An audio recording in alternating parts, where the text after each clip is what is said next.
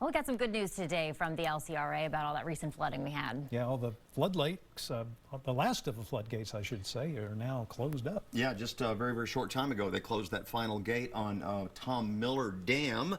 And as a result, there are no floodgates open on any of our Highland Lakes right now. That's a good sign. Yeah. You know, we were pretty worried just about a week ago that it was so wet, the ground so wet, and the lake so full that we might be headed much higher. But then that rain kind of cut off with that cold front a week ago, you might recall. So yeah, it's been looking up. Well, it's good news, especially because we have more rain in the forecast, We right? do have more rain in the forecast. Hopefully not flood-producing rainfall, though. There is a live picture of Lady Bird Lake. Also, you folks that like to be out on the lake on canoes or paddle boards, good news for you, too, because they have closed the floodgates now upstream. Lady Bird Lake is back to normal, essentially.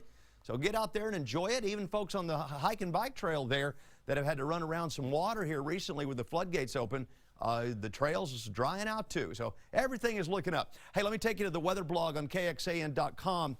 You can read more about the closure of the floodgates. And if you scroll on down in the weather blog post there, you will see the current status of each of our Highland Lakes. Always a good idea to check those out before you head off to the lake, and many of you might be doing that this weekend, although tomorrow might not be the very best day for that. There you see it, the current levels and operations of all of our Highland Lakes.